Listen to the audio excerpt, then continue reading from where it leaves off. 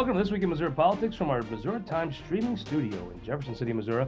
We are joined by the president of rural Missouri, Garrett Hawkins, the president of Missouri Farm Bureau. Thank you for joining us here. Well, thank you for inviting me to the studio. I mean, we're having so Jason Smith was here a couple weeks ago. Now you, we're ringing the bell. We're gonna set a big tone for the next guy in that chair. Let's talk about the legislative meeting. I always tell folks the 2 days that Jeff City has the most competence all year round was when the Farm Bureau folks come talk to the legislature. What'd you talk to them about? Oh, gosh. Well, number one priority this session is health plan. Bill filed by Senator Sandy Crawford and Representative Curtis Gregory to allow Missouri Farm Bureau to offer a health plan to our members.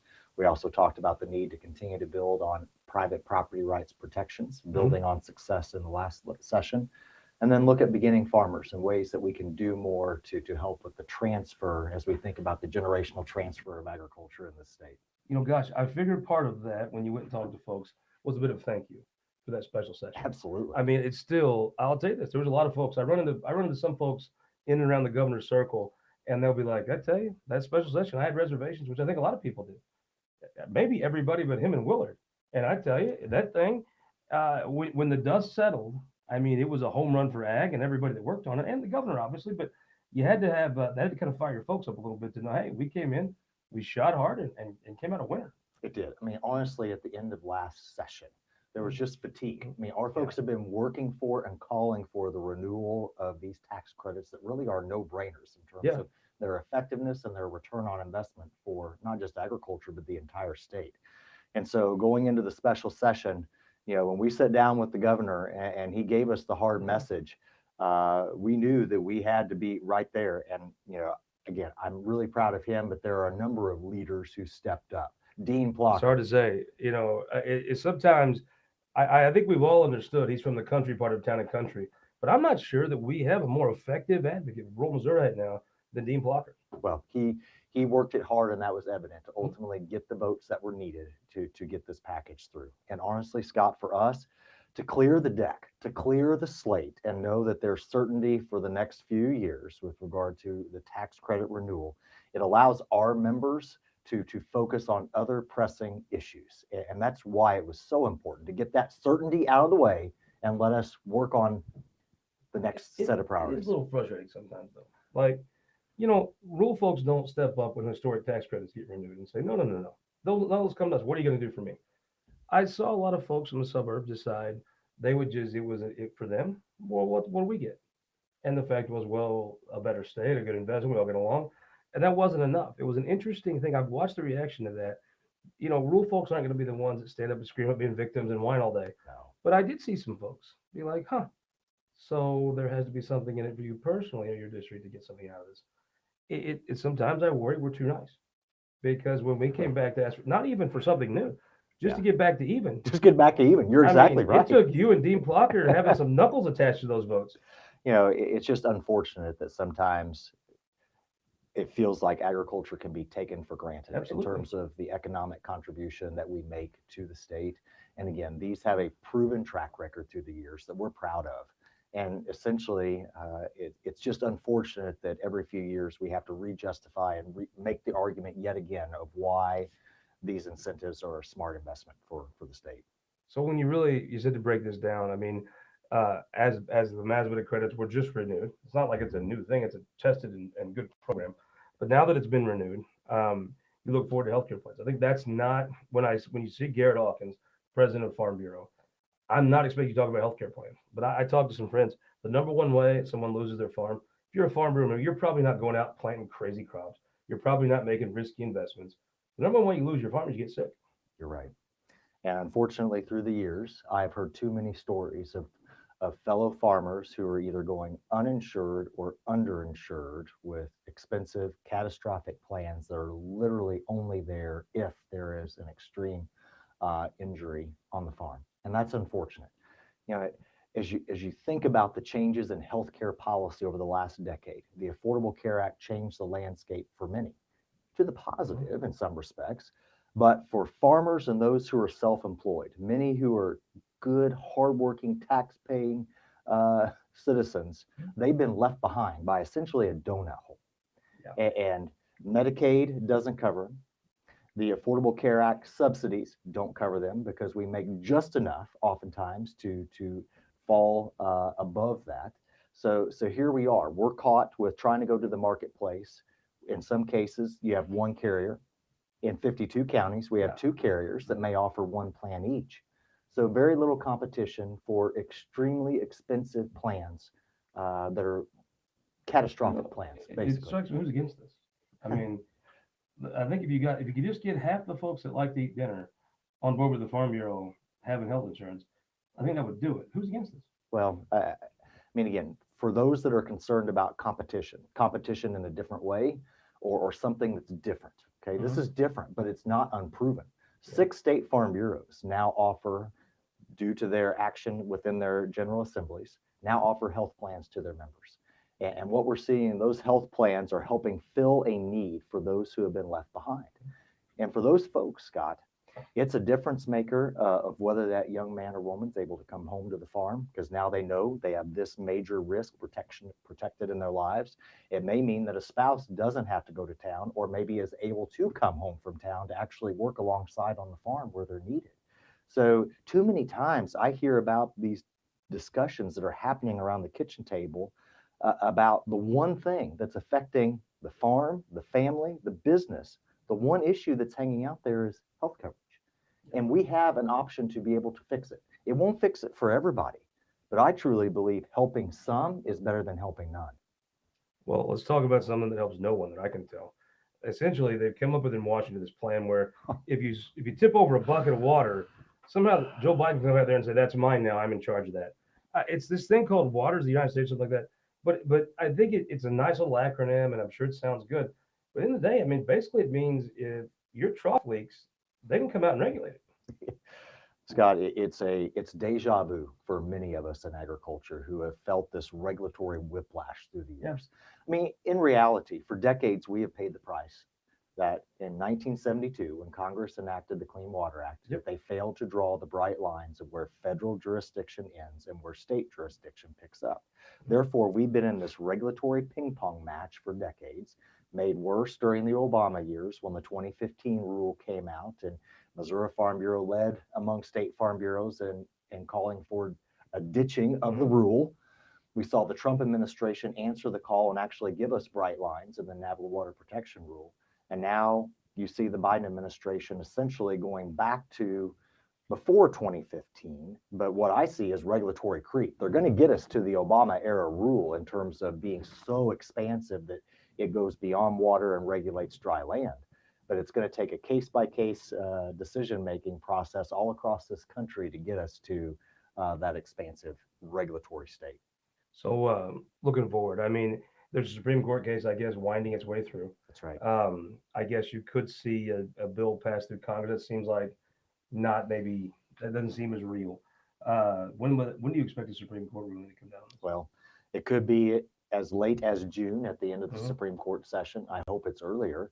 But I had the chance to testify before one of Congressman Graves' subcommittees within the Transportation Infrastructure Committee. One, it's so cool to see a Missourian at the helm of that committee, along with Jason Smith at Ways and Means. I digress. But my message to the committee, or one of the messages, was no WOTUS before SCOTUS. We should not be pursuing this regulatory action and implementing a final rule until we know what the Supreme Court is going to say in a decades-old case, Scott, a decades-old case. I thought Donald Trump had a heck of an idea when he just quit hiring IRS people to harass Americans, but Missourians too. Maybe the next Republican president might have the great idea to just not hire EPA folks. Yeah? Well, I mean, I guess that's one way to get run there. out of people to bother you if you keep losing people. It's just this rule takes effect. Why do you think they think? What I don't understand the thought. If I look at your farm and I think it's great, you know what I think? I want to buy that someday. I don't think it's my business to tell you what to do with it without paying you for it. It's just that mentality is such a backward mentality. Well, it's an attitude that they know best. Yeah.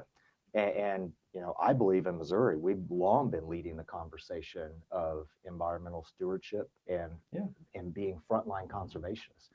I told the committee, like since 1985, Missourians, we have taxed ourselves with the 1/10 sales tax to enhance state parks and put in place water and soil conservation measures. We know how to do conservation in the state. We don't need people in Washington, D.C. coming in and telling us how to do it, even beyond that. Let's talk, what you said though, about Chairman Sam Graves, Yes. Chairman Chairman Jason Smith. I mean, if you think about in Congress, I can't remember a time in my professional lifetime when two Missouri, regardless of the party, when two Missourians have led key committees like that. I mean, you go back to when Ike Skelton ran Armed Services. I mean, it's been a very long time since two of the top committees were chaired at the same time by Missourians. I mean, it's got to help you when a farmer needs something. When Sam Graves, chairman of the Transportation Committee, calls a different department, something tells me they get back to him real quicker. You know? It is just fantastic. And it probably is a once in a generation Yeah. opportunity, I think, for our state. And it's not only those two at the helm of committees. You see Ann Wagner, Blaine Luetkemeyer chairing important subcommittees within financial services. I just think it's a really exciting time. Yes, it's difficult in Washington, D.C., but with the leadership that we have within the delegation, I'm confident that we're going to move the needle, even get creative sometimes in how we Yeah. move the needle, but we're going to do it. I mean, if you're in that spot where you got to get creative, like folks are, it helps a little bit when you can break out and make that move. That's right. And that clout matters. Let's talk about something that I think is fun. So we talk about property rights. You fought and you fought and you fought. Now I do think if someone wants to buy your land, you do have a good shot at getting a fair shake, right? And I thought the most interesting part of this is so the Grain Belt Express came through, bought folks land, highly controversial. It was sort of that you're not going to do this again mentality. You get a law passed. Now the folks at Grain Belt had a new line, right? They were going to put in.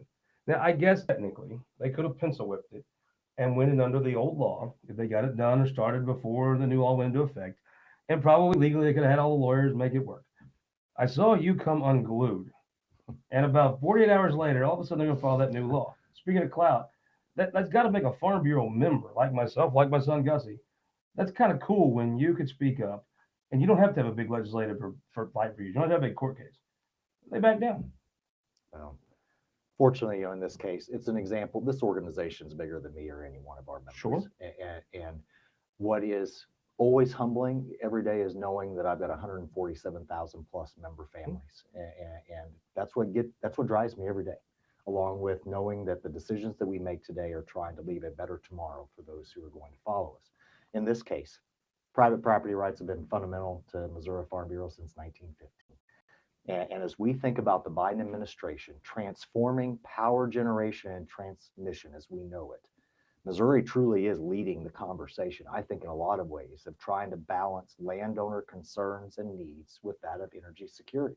We're not no to energy. We're not no to new transmission. What we are is pro property rights and making sure that landowners receive a fair shake, that the process is more transparent, that the PSC actually takes into account landowner concerns.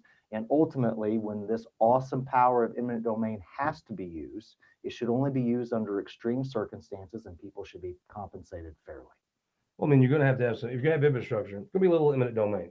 But this is a whole different thing when it's a company doing it. It is. Which is, look, I understand where they use the law. They went through the process. I did like to see that. Probably does make it a little easier, more exciting to be that Farm Bureau member when you do see the organization step up and you don't have to have these lengthy fights. You see results. I mean, hell, that week, a heck of a deal. Yeah, and we're still working on it. But truly, I cannot thank the legislature enough for last session for what had been an almost decades old fight. We finally got a toehold and said Missouri is no longer wide open and fully exposed to these out-of-state private interests. What we did was at least raise the bar, and that is the bar, that is the placehold from which we are working this legislative session. Lastly, this topic we love to talk about, rural broadband. I saw there's another lead. I was just up in St. Joseph or in Savannah actually, and got to see United Fiber. I mean, the United Co-op is doing. I mean, it's like one of the great examples of what a co-op can do. Tell me the progress of rural broadband. Well, actually, just did a podcast with the state's broadband director, BJ Tanksley. You know that old boy, don't you? I know that boy a little bit. They're continuing to do, I think, a really good job of trying to get money out the door, unprecedented levels of money, right? So proud that Missouri has an Office of Broadband. Clearly more work to be done. Our members keep asking, okay, the dollars are out the door, but when does that mean that I'm going to be connected? And that's what we're going to continue to ask of these companies. But I tell you what, we'll continue to talk about basic services like cell service, because I had a conversation with one of the companies the other day saying, hey, as you transition to 5G, we have got to do better in making sure that we have the tower capacity and the reception that's needed in our rural areas. It is, and the truth of the matter is, if rural folks don't step up, I mean, the one thing that if you watch the legislature like I do, it's no different than the rest of society. If rural folks don't step up and demand it, they'll be at the back of the line. Yep. If you don't step up and speak out, if you don't have someone on their behalf like yourself speak up, you should expect to get nothing, and it'll meet your expectations. Well, I think you've worked with me long enough now. You see a pattern here that we are laying the groundwork to bring the kids home, whether it's to the farm or to rural Missouri. And we're not just focused on common sense farm and conservation policy. We are focused on the issues that impact the quality of life. So improving access to affordable health coverage, making sure that we have good infrastructure, roads and bridges, and yes, broadband. Garrett Hawkins, thank you so much for joining us. Thank you. We'll be right back for the second segment of This Week in Missouri Politics. But first, go to showmissouri.com. This is Missouri one county at a time. We're in Hickory County. Learn all about why Hermitage is where it's at, everything from Hermitage to Wheatland, everything in between. Showmissouri.com. This is Missouri one county at a time. We'll be right back after this. For more than a century, the St. Louis Carpenters Union has shaped our communities.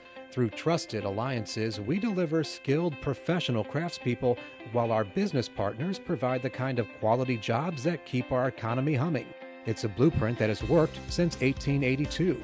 Turning Missouri into a right-to-work state stalls progress, wipes out jobs, and kills momentum. Right to work is wrong for everyone. Let's keep Missouri moving forward. Visit carpdc.org to learn more. All throughout Missouri, businesses are struggling to find workers. Childcare challenges are a big reason why. Our kids are losing out too.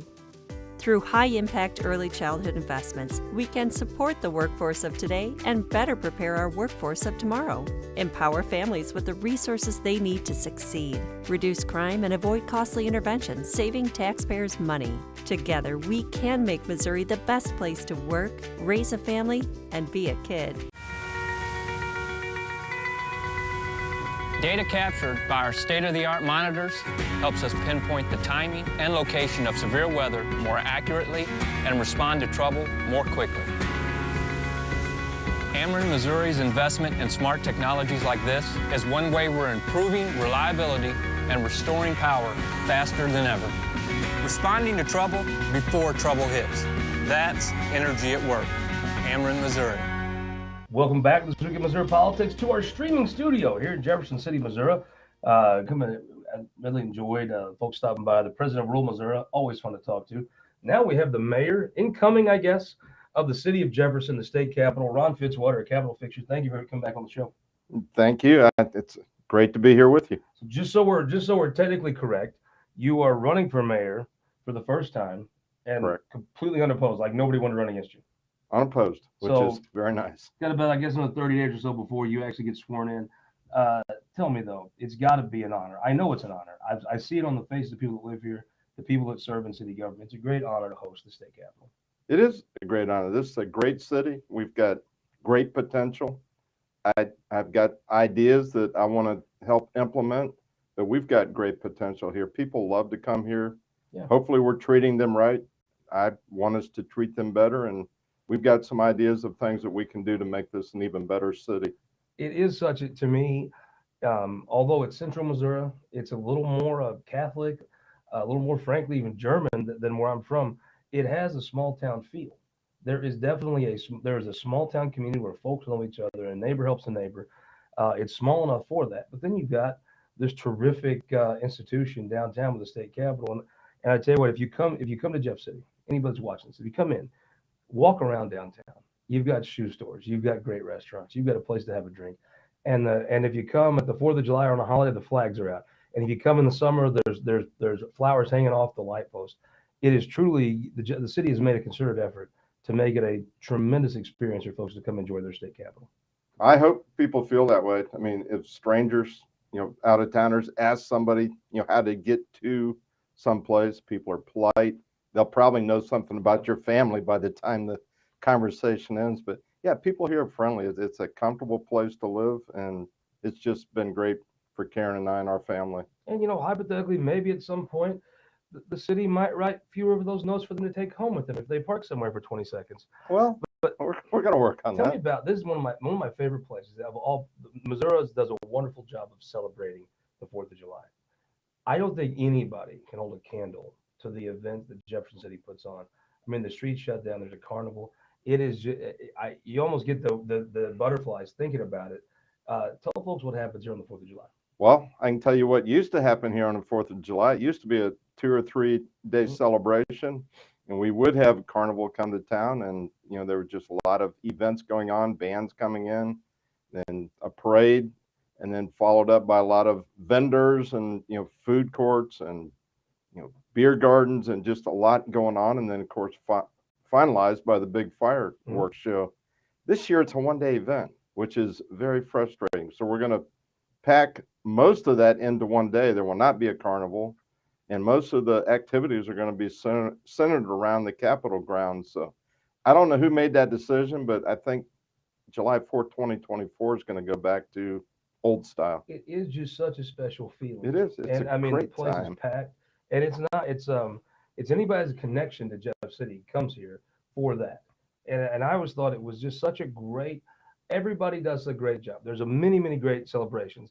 I always just thought Jeff City had a very special connection, and the place swelled, and you could just tell people loved it. There was never any problems. It was just it was of all the places you could be. I think it's the most family environment in Jeff City downtown. But tell me about this. I bet everybody knows about the prison, right? There's been if you haven't been to a concert there, you've seen some of the pictures around it. Tell me what's happening to the prison grounds right now. Well, the state deeded some property over to the city several years ago. I think Mike Keogh had a couple knuckles attached when he forced it out of the state's hands. Well, Mike Keogh was very instrumental, as Senator Bernstetter, Representative Griffith, Representative Veet, but with the intention for us to build a convention center and a hotel there to kind of help redevelop the site, build around the old historic site where we continue to do prison tours and utilize that facility. We went into it with a philosophy: if we build it, they will come, and we worked on putting that together. Eventually had to go back to the state and try to reposition where we wanted to put the hotel and the convention center. Again, called on Lieutenant Governor Kehoe and others to help, and we're now leasing some space in addition to the land that we have down kind of over the hillside. And we're going to put a convention center there. In the meantime, they have come. I mean, the state is building a $180 million One Health Lab complex just off of Chestnut Street, so it'd be east of our site. There's not well hidden rumors that there's going to be another state office building on the corner of Lafayette and Capitol Avenue. We have 2 associations, a primary care association and behavioral health, that are looking at moving their associations on site, and we're in the final negotiations. So we've got a lot of activity on the prison site, and we're kind of scrambling, getting our piece of it, the hotel and convention center, brought to speed. It is a glaring, of all the things good about Jeff City, it's a glaring thing that there's not a convention center here in Jefferson City. It just every other state capital, someone in the community has taken the initiative to make that happen. Is that something that when your term's up, there'll be at least some concrete plans and be breaking ground and have a convention center here?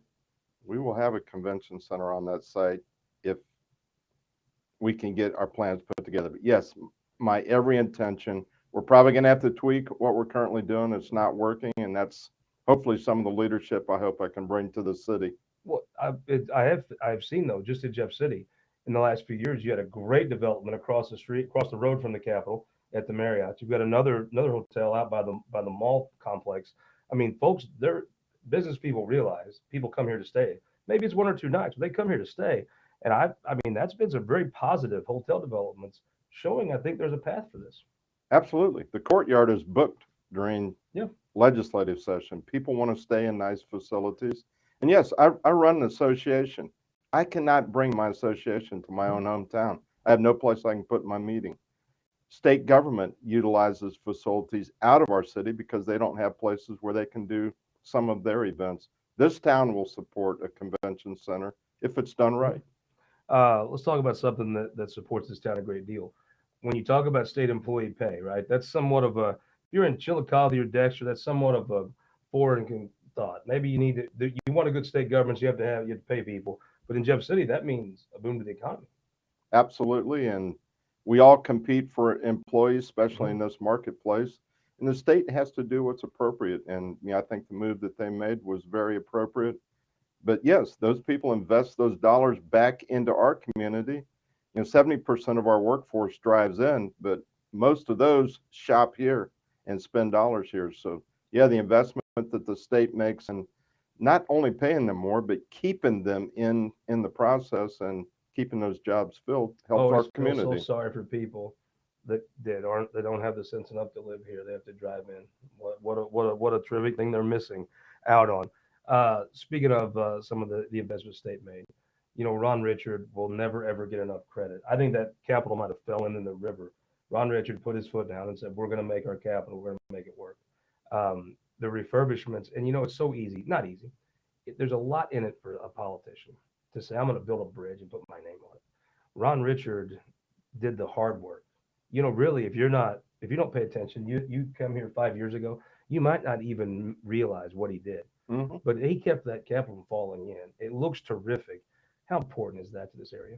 That capital is a huge asset. It is our asset in this community. And not only the capital, he also was instrumental in saving the governor's mansion. Yep. I remember when the Blunts were in there, Mrs. Blunt didn't even like going upstairs because she said you could push on a pane of glass and it would fall through.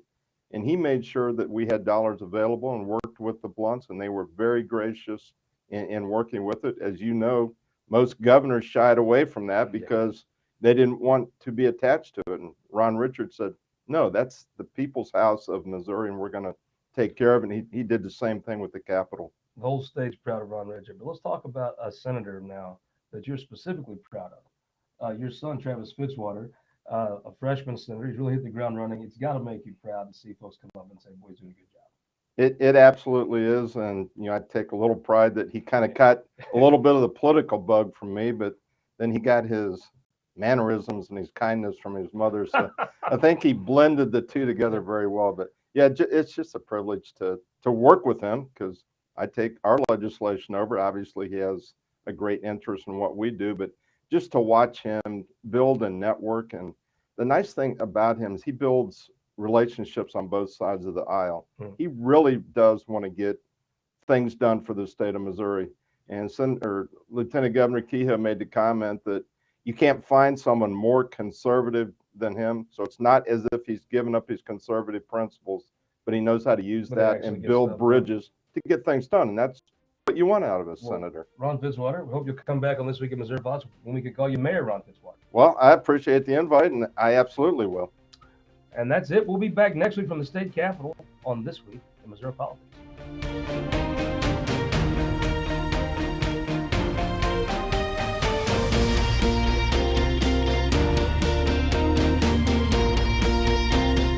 This Week in Missouri Politics is sponsored by the Missouri Automobile Dealers Association, Ameren, Spire, and the United Electric Cooperative.